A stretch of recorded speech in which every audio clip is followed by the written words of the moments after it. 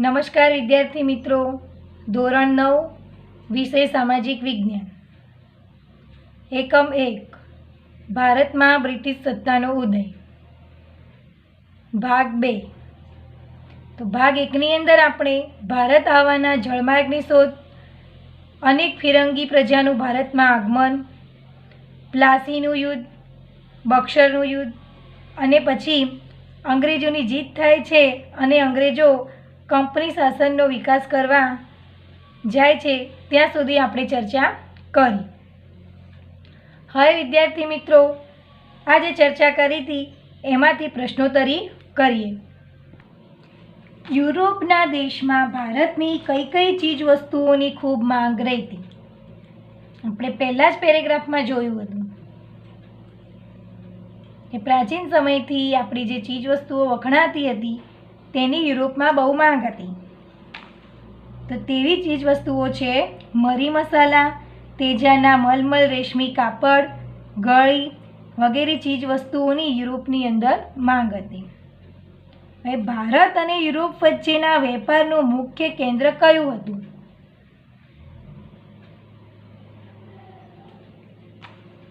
તો તુર્કસ્તાનમાં આવેલું કોન્સ્ટેન્ટિનોપલ, ઇસ્તુંબલ એમ કે ભારત અને યુરોપ વચ્ચેના વેપારનું મુખ્ય કેન્દ્ર હતું। કેપ ઓફ ગુડ હોપ ઉસીરની શોધ કોણે કરી? બાર્થોલોમ્યુ ડાયજે કેપ ઓફ ગુડ હોપની શોધ કરી। ભારત આવવાનો નવો જળમાર્ગ કોણે અને ક્યારે શોધ્યો? ભારત આવવાનો નવો જળમાર્ગ ઈસવીસન 1498માં પોર્ટુગલ શાસિત નાવિક વાસ્કો દ ગામાએ શોધ્યો। ફરીથી, ભારત આવવાનો નવો જળમાર્ગ ઈસવીસન 1498માં પોર્ટુગલના શાસિત નાવિક વાસ્કો દ ગામાએ શોધ્યો। ભારતમાં સૌપ્રથમ કઈ યુરોપિયન પ્રજા વેપાર કરવા આવી? ભારતમાં સૌપ્રથમ પોર્ટુગીઝ પ્રજા વેપાર કરવા આવી। કયા યુદ્ધથી ભારતમાં અંગ્રેજ સત્તાનો પાયો નંખાયો? ચાલો, કયું યુદ્ધ થયું હતું તો તેનાથી અંગ્રેજોની જીત થાય છે અને એમની સત્તાનો પાયો નંખાય છે?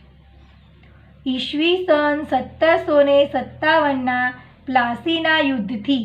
ફરીથી, ઈસવીસન 1757ના પ્લાસીના યુદ્ધથી ભારતમાં અંગ્રેજ સત્તાનો પાયો નંખાયો। બક્સરનું યુદ્ધ ક્યારે અને કોની કોની વચ્ચે થયું? તો બક્સરનું યુદ્ધ ઈસવીસન 1764। ફરીથી, બક્સરનું યુદ્ધ ઈસવીસન 1764માં બંગાળના પૂર્વ નવાબ મીર કાસિમ, મુગલ શહેનશાહ શાહ આલમ તથા અવધના નવાબના સંયુક્ત લશ્કર અને અંગ્રેજો વચ્ચે થયું અને આ યુદ્ધમાં અંગ્રેજોની જીત થઈ। હવે પુસ્તકમાં આગળ વધીએ તો છેલ્લે આપણે વોરંગ હેસ્ટિંગ બાદ ગવર્નર જનરલ તરીકે કોર્નવેલિસ આવ્યો। તેના સમયમાં મૈસૂરના વાઘ તરીકે જાણીતા ટીપુ સુલતાન સાથે તેમને ત્રીજો મૈસૂર વિગ્રહ કર્યો અને તેમાં ટીપુ સુલતાનની હાર થાય છે અને પછી કોર્નવેલિસ બાદ સર જ્હોન ગવર્નર જનરલ બને છે।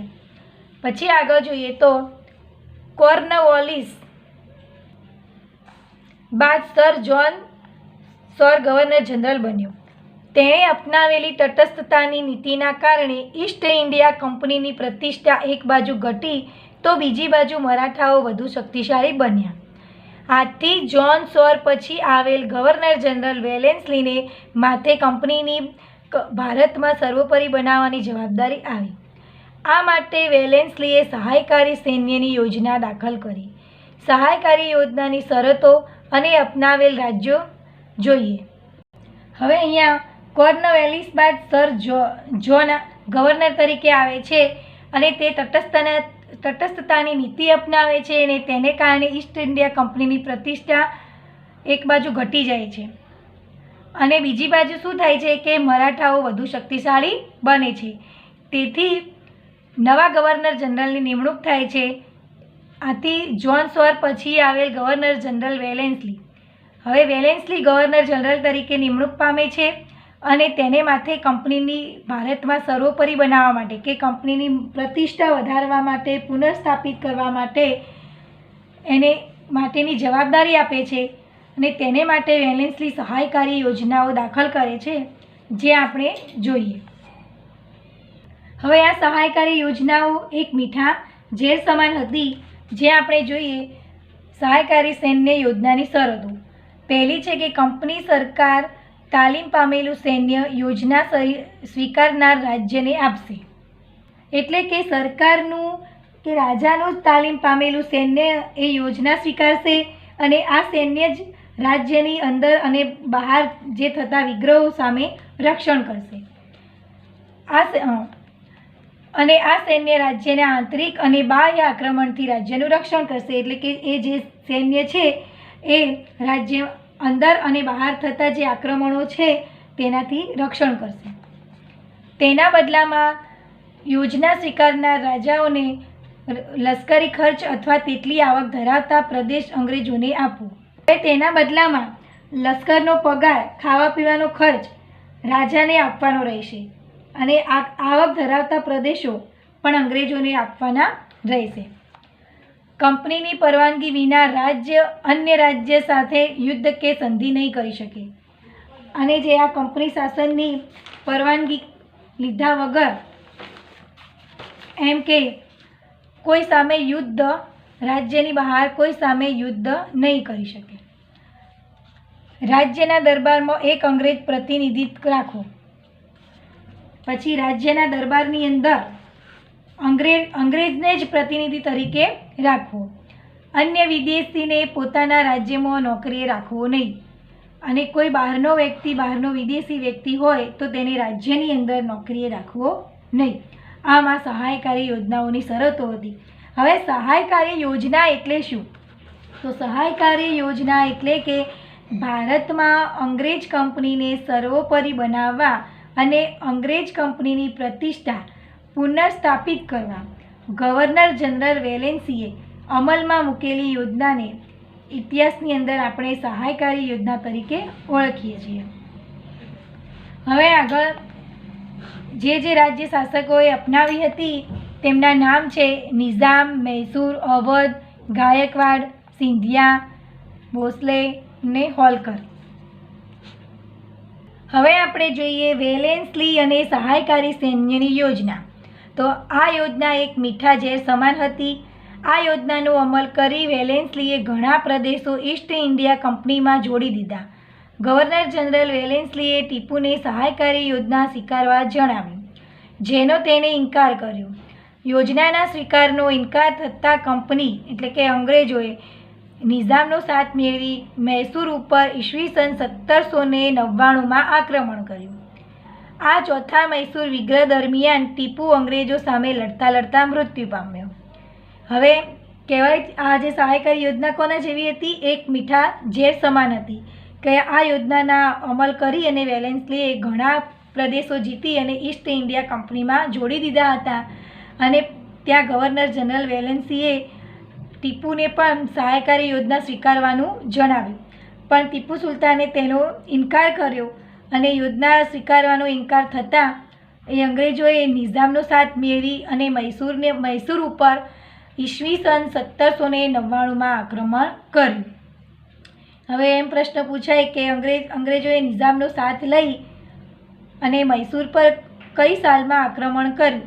તો 1799માં આક્રમણ કર્યું અને તેમાં આ ચોથો મૈસૂર વિગ્રહ દરમિયાન ટીપુ સુલતાનની હાર થાય છે અને ટીપુ સુલતાન મૃત્યુ પામે છે. અને આગળ જોઈએ વેલેન્સલી બાદ ભારતમાં ગવર્નર જનરલ તરીકે હેસ્ટિંગ્સ આવ્યું. તેણે નેપાળ સાથે યુદ્ધ કરી ગુરખાઓને લશ્કરમાં સામેલ કર્યા. પિંઢારાઓ સાથે યુદ્ધ કરી તેમને અંકુશમાં લીધા. ત્રીજો મરાઠા વિગ્રહ કરી કંપનીની સર્વોપરિતા સ્થાપી. હવે વેલેન્સલી બાદ ગવર્નર જનરલ તરીકે હેસ્ટિંગ્સ આવે છે અને હેન્સ્ટિંગ એ શું કરે છે કે ગુરખાઓ, પિંઢારાઓ અને મરાઠાઓને હરાવી દે છે અને કંપનીની સત્તા પર સર્વોપરી મેળવે છે. વિલિયમ્સ બેન્ટિંક ભારતમાં અગાઉના ગવર્નર જનરલોની સરખામણીમાં ઉદાર ગવર્નર જનરલ તરીકે ઓળખાય છે. અગાઉના ગવર્નર જનરલોએ અપનાવેલી સામ્રાજ્યવાદી નીતિથી રાજ્યોમાં જે અસંતોષ ઊભો થયો હતો તે અસંતોષમાંથી એકતા ઊભી ન થાય તે માટે તેણે ઉદારતાવાદી કાર્યો કર્યા. હવે આ વિલિયમ બેન્ટિંક છે એ બીજા ગવર્નર જનરલોની સરખામણીમાં એ ઉદાર ગવર્નર જનરલ તરીકે ઓળખાય છે. અને વિલિયમ બેન્ટિંગે ભારતમાં સર્વોપરી બનાવવા માટે એમ કે બનેલી કંપનીની સત્તાને સ્થિર કરવામાં મહત્ત્વની કામગીરી કરી. હવે તે મહત્ત્વની કામગીરી કરી અને ભારતના ગવર્નર જનરલ તરીકે ડેલહાઉસી આવ્યો ઈસવીસન 1848માં. તે ઉગ્ર સામ્રાજ્યવાદી માનસ ધરાવતો હતો. તેણે સામ્રાજ્યવાદી નીતિને પોષવા અને કંપનીનો રાજ્ય વિસ્તાર વધારવા જીત, જપ્તી અને ખાલસા નીતિ અપનાવી. હવે વિલિયમ બેન્ટિંક ભારતમાં સર્વોપરી બનેલી કંપનીની સત્તાને એમ કે ઉપર લાવવા માટે મહત્ત્વની કામગીરી બજાવી હતી.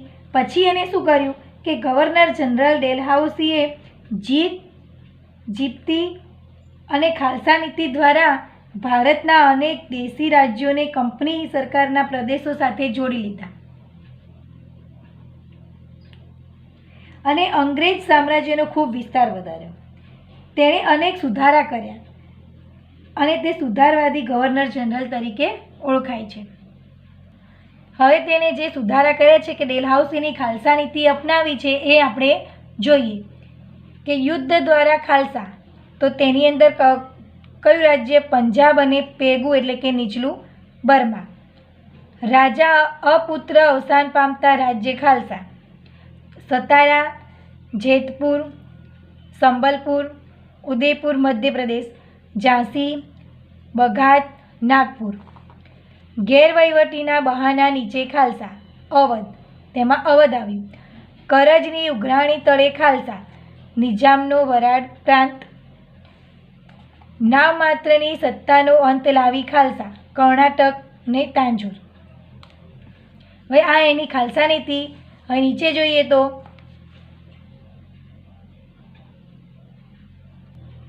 ડેલહાઉસી સામ્રાજ્યવાદીની સાથે સુધારવાદી પણ હતો, એ આપણે જોયું. તેના સમયમાં ભારતમાં પ્રથમ રેલવે ઈસવીસન 1853ની અંદર મુંબઈ થાણા. પછી ભારત ઇંગ્લેન્ડ તાર વ્યવહાર, જાહેર બાંધકામ ખાતાની સ્થાપના, અંગ્રેજી કેળવણીની વ્યવસ્થા વગેરેની શરૂઆત થઈ. વિધવા પુનર્વિવાહ અને બાળ લગ્ન પ્રતિબંધક ધારા તેના સમયમાં પ્રસાર થયા. હવે તેણે ખાલસા નીતિ અપનાવીને જે સુધારા કર્યા હતા એની અંદર સૌ પ્રથમ ઈસવીસન 1853ની અંદર ભારતમાં પ્રથમ રેલવે મુંબઈ થાણા ચાલુ કરી. એક્ઝામની અંદર પ્રશ્ન પૂછાય કે ભારતની અંદર પ્રથમ રેલવે, તો ઈસવીસન 1853 મુંબઈ થાણા. પછી ભારત અને ઇંગ્લેન્ડની તાર વ્યવહાર ચાલુ કર્યા. જાહેર બાંધકામ ખાતાની સ્થાપના કરી. અંગ્રેજી કેળવણીની વ્યવસ્થાની શરૂઆત કરી. વિધવા પુનર્લગ્નની શરૂઆત કરી. બાળ લગ્ન પ્રતિબંધ એટલે કે અટકાવ્યા, બાળ લગ્ન અટકાવ્યા. આ બધા એને સુધારા કર્યા. પછી ઈસવીસન 1757ના પ્લાસીના યુદ્ધથી શરૂ કરીને 100 વર્ષના સમયમાં કંપનીની સત્તા અને સામ્રાજ્ય બંને વધ્યા. પરંતુ તેમ કરતાં ભારતના રાજ્યોના અસંતોષનો સામનો તેને કરવો પડ્યો અને આ અસંતોષ અંતે 1857ના ભારતના પ્રથમ સ્વાતંત્ર્ય સંગ્રામ સ્વરૂપે બહાર આવ્યો. હવે આપણે જોઈએ તો ઈસવીસન 1757ના પ્લાસીના યુદ્ધથી લઈને 100 વર્ષના સમયમાં કંપનીની સત્તા અને સામ્રાજ્ય બંનેમાં એને વધારો કર્યો. પરંતુ ભારતના રાજ્યોમાં અમુક રાજ્યોમાં અસંતોષ હતો, તેથી તેને આ અસંતોષનો સામનો કરવો પડે છે અને ઈસવીસન 1857ના ભારતના પ્રથમ સ્વાતંત્ર્ય સંગ્રામ સ્વરૂપે બહાર આવ્યું. પછી ઈસવીસન 1857ની અંદર સ્વાતંત્ર્ય સંગ્રામની શરૂઆત થાય છે. હવે આગળ કંપની શાસકની આર્થિક અસરો. હવે કંપની શાસન હાથ ધર્યું એના પછી આર્થિક અસરો શું થાય છે તેના વિશે આપણે જોઈએ. જ્યારે આપણે કંપની શાસનનું સર્વૈયું તૈયાર કરીએ છીએ ત્યારે ખ્યાલ આવે છે કે ભારત દેશ જે છેલ્લી સદીઓથી દુનિયાના દેશોમાં આર્થિક રીતે ગૌરવભર્યું સ્થાન ભોગવતો હતો તે કંપની શાસનના 100 વર્ષના શાસનકાળમાં ઇંગ્લેન્ડ માટે કાચો માલ પેદા કરનાર અને કારખાનામાં તૈયાર થયેલ માલ માટે બજારની ગરજ સારનારો દેશ બનાવી દીધો. બંગાળ સુતરાઉ કાપડ, કાચું રેશમ, ખાંડ, શણ, મલમલની નિકાસ કરતું 1708 થી 1756. પરંતુ દ્વિમુખી શાસન પદ્ધતિ બાદ બંગાળની આર્થિક ચમક ઝાંખી પડી ગઈ. હવે કંપની શાસન સર્વેયું કાઢે છે કે આર્થિક અસરો શું થઈ, તો કે કંપની શાસનના 100 વર્ષના શાસનકાળમાં ભારત દેશ બ્રિટિશ સામ્રાજ્ય માટે જે કાચો માલ પેદા કરનાર અને સામ્રાજ્યના તૈયાર થયેલા પાકા માલ માટે બજાર બની ગયો, કે એક બજાર બની જાય છે. અને 1708 થી 1756 સુધી એમ કે સુતરાઉ કાપડ, કાચું રેશમી, ખાંડ, શણ, મલમલની નિકાસ કરતું આ એક દ્વિમુખી શાસન પદ્ધતિ બાદ બંગાળની આર્થિક ચમક ઝાંખી પડી જાય છે. એટલે કે ટૂંકમાં એમ કહીએ કે ભારત દેશ સદીઓથી દુનિયામાં આર્થિક રીતે ગૌરવભર્યું સ્થાન ભોગવતો કંપની શાસનના 100 વર્ષના સમયગાળા દરમિયાન એક બ્રિટિશ સામ્રાજ્ય માટે કાચો માલ પેદા કરનાર અને સામ્રાજ્યના તૈયાર થયેલા પાકા માલ માટે બજાર બની ગયેલો જણાય છે. હવે આગળ જોઈએ. કંપનીની અન્યાયી મહેસૂલી નીતિથી ભારતનો ખેડૂત પાયમાલ અને દેવાદાર બન્યો. અંગ્રેજ સરકારે ઇંગ્લેન્ડના ઉદ્યોગોને વિકસાવવા ભારતના કાપડ ઉદ્યોગ પર અન્યાયી જકાત નાખી. ભારતના હુન્નર ઉદ્યોગોને કચડી નાખવા વિવિધ અયોગ્ય રસમ અપનાવી, જેથી ભારતના ઉદ્યોગો ધંધા પડી ભાગ્યા. ભારતનો કારીગર ગરીબ અને બેરોજગાર બન્યો. હવે આ અંગ્રેજ સરકારની અન્યાયી મહેસૂલી નીતિને કારણે ભારતના ખેડૂતો વધુને વધુ પાયમાલ અને દેવાદાર બન્યા. પછી એમના જે ઉદ્યોગો અને ધંધાઓ પડી ભાગ્યા અને ગરીબ અને બેરોજગાર બન્યા અને કંપનીના વેપારીઓ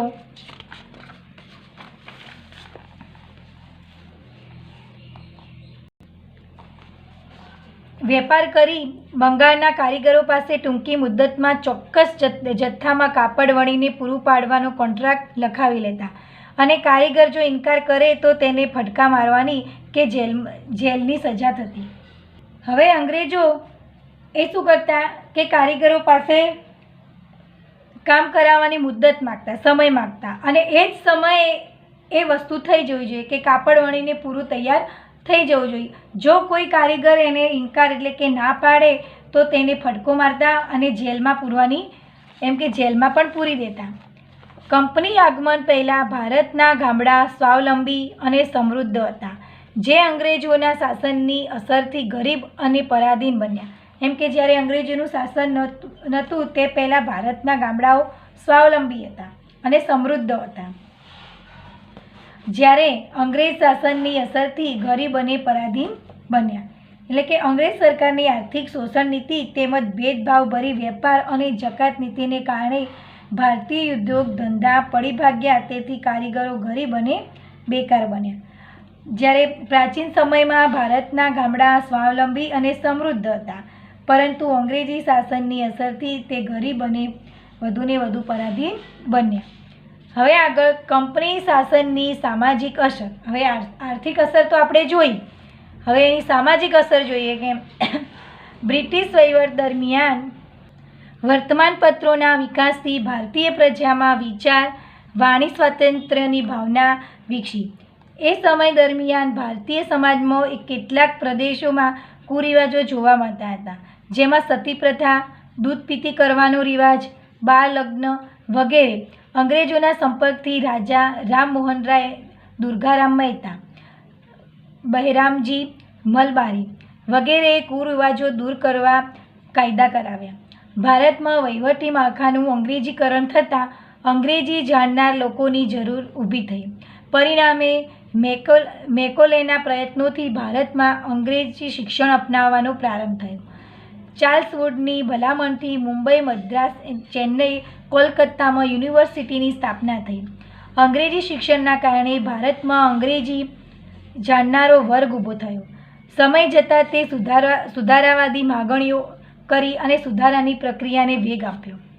હવે બ્રિટિશ કાળ દરમિયાન ભારતમાં રેલવે, તાર ટપાલ, જમીન માર્ગો વગેરેનો વિકાસ થયો અને ભારત દરિયા કિનારે મુંબઈ, ચેન્નઈ અને કોલકાતા જેવા મહાબંદરો વિકસ્યા. પછી અંગ્રેજ સરકારના વહીવટ દરમિયાન વર્તમાનપત્રોનો પણ વિકાસ થયો અને તેનાથી ભારતીય પ્રજામાં વિચાર અને વાણી સ્વાતંત્ર્યની ભાવના વિકસી. પછી અંગ્રેજી કેળવણી અને અંગ્રેજો સાથેના સંપર્કને પરિણામે ભારતમાં કેટલાક સમાજ સુધારકો પેદા થાય છે. તેથી હવે જે સમાજ સુધારકો છે તે રાજારામ મોહનરાય, દુર્ગારામ મહેતા, બહેરામજી મલધારી એમ કે એ સમાજ સુધારકો પેદા થાય છે અને તેમણે સતી પ્રથા, જન્માંતાવેદ, દીકરીને દૂધ પીતી કરવી, દહેજ પ્રથા, બાળ લગ્ન વગેરે સામાજિક કુરિવાજો નાબૂદ કર્યા અને કાયદા પસાર કરાવ્યા. એમ કે આ જે સમાજ સુધારકો હતા એમને સતી પ્રથા એટલે કે પહેલાં એવો રિવાજ હતો કે પતિ મૃત્યુ પામે તો તેની પાછળ પત્નીને પણ સતી થઈ અને મૃત્યુ પામ્યું. પછી જન્માવેદ, દીકરીને દૂધ પીધી કરવી એટલે કે દૂધના અંદર ડબોળી નાખવી, દહેજ પ્રથા અને બાળ લગ્ન આ બધા કુરિવાજો નાબૂદ કર્યા અને કાયદા પ્રસાર કર્યા. હવે આ એકમનો ઉપસંહાર જોઈએ તો આમ ઈસ્ટ ઇન્ડિયા કંપની ભારતની સમૃદ્ધ અને વેપારથી આકર્ષાઈને ભારત આવ્યા. ભારતમાં કંપની શાસનને પરિણામે રાજકીય, આર્થિક, સામાજિક, સાંસ્કૃતિક ક્ષેત્રે સારી નસરી અસરો ઊભી થઈ. કંપનીએ ભારતના ભોગે ઇંગ્લેન્ડને સમૃદ્ધ કરવાની નીતિ અપનાવી અને ભારતમાં આવી પોતાના લાભ માટે જે વ્યવસ્થામાં સંસ્થાગત સુધારા કર્યા તેનાથી ભારતને પરોક્ષ રીતે લાભ પણ થયો. હવે આગળ જોઈએ કે ભારતની અંદર અંગ્રેજ શિક્ષણની પણ શરૂઆતનો પ્રારંભ થાય છે કે મેકોલોના પ્રયત્નોને લીધે ભારતમાં અંગ્રેજી શિક્ષણ અપનાવવાની શરૂઆત થઈ અને ચાર્લ્સ વુડની ભલામણથી મુંબઈ, ચેન્નઈ અને કોલકાતા યુનિવર્સિટીઓ સ્થપાઈ છે. કન્યા કેળવણી શરૂ થઈ. અંગ્રેજી શિક્ષણ પામેલો એક વર્ગ પણ અસ્તિત્વમાં આવ્યો અને તેણે સ્વાતંત્ર્યની લડત પણ શરૂ કરવાનો મહત્વનો ભાગ ભજવ્યો. આમ ભારતમાં કંપની શાસનને પરિણામે રાજકીય, આર્થિક, સામાજિક, સાંસ્કૃતિક ક્ષેત્રે ઘણી સારી અને ન સારી અસરો ઊભી થઈ જોવા મળે છે. ફરીથી આપણે ટૂંકમાં જોઈએ તો ભારત આવવાના જળમાર્ગની શોધ કરી, અનેક ફિરંગી પ્રજાઓનું ભારતમાં આગમન થયું, એના પછી પ્લાસીનું યુદ્ધ, બક્સરનું યુદ્ધ અને અંતે અંગ્રેજોની જીત થાય છે અને છેલ્લે અંગ્રેજો કંપની શાસનનો વિકાસ કરવા માટે પોતે આગળ વધે છે અને કંપની શાસનથી ભારત પર પડેલી આર્થિક અસરો અને સામાજિક અસરો તરી આવે છે. જેમાં આપણે જોઈએ તો ભારત દેશ છેલ્લા 2000 વર્ષથી દુનિયામાં આર્થિક ક્ષેત્રે ગૌરવભર્યું સ્થાન ધરાવતો હતો અને અંગ્રેજી સરકારની આકરી અન્યાયી મહેસૂલી નીતિને કારણે ભારતના ખેડૂતો પાયમાલ અને દેવાદાર બન્યા. ખેતી પડી ભાગી. એની માઠી અસર દેશના વેપાર અને વાણિજ્ય પર થઈ અને અંગ્રેજ સરકારે ઇંગ્લેન્ડના કાપડ ઉદ્યોગને પણ વિકસાવવા ભારતના કાપડ ઉદ્યોગ પર અન્યાય કર્યો અને જકાતના નાકો નાખ્યો. હવે ભારતના હુન્નર ઉદ્યોગો પડી ભાગે એ માટે અંગ્રેજ સરકારે અયોગ્ય રીત રસમો અપનાવી. પરિણામે ભારતના ઉદ્યોગો અને ધંધા પડી ભાગ્યા. તેથી કારીગરો ગરીબ અને બેકાર બન્યા. પછી કંપનીની જો મૂકીને કારણે બંગાળનો ધીકતો સુતરાઉ અને રેશમી કાપડનો ઉદ્યોગ નાશ પામ્યો. આમ કંપની શાસનની ભારતની ખેતી, ગૃહ ઉદ્યોગ અને વેપાર ધંધા પર વિનાશક અસર થઈ. હવે એની સામાજિક અસર જોઈએ તો અંગ્રેજ વહીવટ દરમિયાન વર્તમાનપત્રોના વિકાસથી પ્રજામાં વાણી અને વિચાર સ્વાતંત્ર્યની ભાવનાનો વિકાસ થયો. વર્તમાનપત્રોના માધ્યમથી વિચારોનું આદાન પ્રદાન શક્ય બન્યું. 18મી-19મી સદી દરમિયાન ભારતમાં સતી પ્રથા, જન્માંતા વેદ, દીકરીને દૂધ પીતી કરવી એટલે કે મારી નાખવી, બાળ લગ્ન, દહેજ પ્રથા, વિધવા પુનર્લગ્ન પર પ્રતિબંધ આવ્યો. કુરિવાજો પવરતા હતા. અંગ્રેજોના સંપર્કથી રાજા રામમોહન રાય, બૈરામજી મલધારી, દુર્ગારામ મહેતા વગેરે સમાજ સુધારકોએ કુરિવાજો નાબૂદ કરતા કાયદાઓ બનાવ્યા. પછી ભારતની અંદર શિક્ષણ ક્ષેત્ર જોઈએ તો અંગ્રેજીકરણ થતાં દેશમાં અંગ્રેજી ભાષા જાણકાર લોકોની જરૂરિયાત ઊભી થઈ. તેથી અંગ્રેજ ધારાશાસ્ત્રી મેકોલોના પ્રયત્નથી ઈસવીસન 1834માં ભારતમાં અંગ્રેજી શિક્ષણ પદ્ધતિ શરૂ થઈ. પરીક્ષાની અંદર પ્રશ્ન પૂછાય કે ભારતની અંદર અંગ્રેજી શિક્ષણ પદ્ધતિ ક્યારે શરૂ થઈ? તો ઈસવીસન 1834માં. કોના પ્રયત્નોથી? તો મેકોલોના પ્રયત્નોથી ઈસવીસન 1834માં ભારતમાં અંગ્રેજી શિક્ષણ પદ્ધતિની શરૂઆત થઈ. પછી ચાર્લ્સ વુડની ભલામણથી મુંબઈ, ચેન્નઈ અને કોલકાતામાં યુનિવર્સિટીઓની સ્થાપના થઈ. ભારતમાં અંગ્રેજી શિક્ષણ શરૂ થતાં એક નવો અંગ્રેજી શિક્ષિત વર્ગ ઊભો થયો. નવો શિક્ષિત યુવાનોમાંથી રાજા રામમોહન રાય, દુર્ગારામ મહેતા, નર્મદ, મૈપતરામ, રૂપરામ, કરશનદાસ મૂળજી, બહેરામજી મલધારી વગેરે સમાજ સુધારકો થયા. એ સમાજ સુધારકોના સક્રિય પ્રયત્નોને પરિણામે ભારતમાં સુધારાની પ્રક્રિયા વેગ મળ્યો. આમ કંપની શાસકને ભારતીય સમાજ ઉપર નોંધપાત્ર અસરો થઈ. તો કંપની શાસન દરમિયાન ભારતને આર્થિક અસરો પર વધારે અસર થઈ, જ્યારે સામાજિક અસરો પર ઓછી અસર થતી જોવા મળે છે. સામાજિક અસરોમાં થોડા લાભ પણ થયેલો જોવા મળે છે. હવે મિત્રો આપણે જે શીખ્યા છીએ એમાંથી પ્રશ્નોત્તરી કરીએ. તો ભારતનો પ્રથમ ગવર્નર જનરલ કોણ અને ક્યારે બન્યો? તો નિયામક ધારાની જોગવાઈ અનુસાર ઈસવીસન 1773માં. ફરીથી ઈસવીસન 1773માં વોરન હેસ્ટિંગ્સ ભારતનો પ્રથમ ગવર્નર જનરલ બન્યો. ગવર્નર જનરલ સર જ્હોન શોરે કઈ નીતિ અપનાવી? ગવર્નર જનરલ સર જ્હોન શોરે તટસ્થતાની નીતિ અપનાવી. કઈ યોજના મીઠા ઝેર સમાન હતી?